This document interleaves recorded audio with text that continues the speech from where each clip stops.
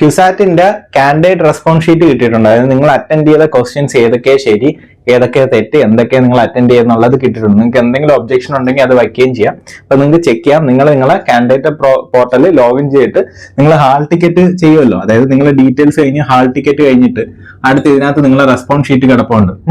അതായത് candidate response sheet ഉണ്ട്. നിങ്ങൾ അത് ഞെക്കുമ്പോഴത്തേക്കും ഹാൾ ടിക്കറ്റ് എങ്ങനെയാണ് നിങ്ങൾ പാസ്വേഡ് അടിച്ചാൽ ഡൗൺലോഡ് ചെയ്ത്, അപ്പൊ ഹാൾ ടിക്കറ്റിന് ക്രിയേറ്റ് ചെയ്ത് അതേ പാസ്വേഡ് അടിച്ചാൽ ഡൗൺലോഡ് ചെയ്ത് കഴിഞ്ഞാൽ നിങ്ങൾക്ക് അത് ഓപ്പൺ ആവും. ഡൗൺലോഡ് ചെയ്യാൻ പറ്റുമെന്ന് എനിക്കറിയത്തില്ല, ഓപ്പൺ ആവുമ്പോൾ നിങ്ങൾക്ക് കിട്ടും. അപ്പൊ നിങ്ങൾക്ക് അവിടെ നിന്ന് നിങ്ങൾ കൂട്ടി വെക്കാം, നിങ്ങൾക്ക് എത്രയെണ്ണം ശരിയുണ്ട് എത്രയെണ്ണം തെറ്റുണ്ട്, നിങ്ങളുടെ മാർക്ക് എത്രയാണെന്ന് അറിയാൻ പറ്റും.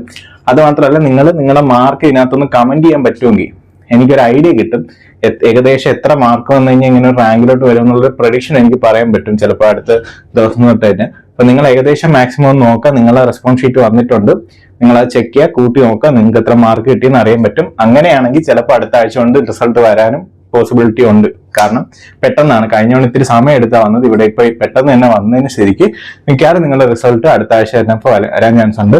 അപ്പൊ നിങ്ങൾ ഇത് ചെക്ക് ചെയ്യുക, നിങ്ങളുടെ റെസ്പോൺസ് ഷീറ്റ് ഔട്ടാണ്.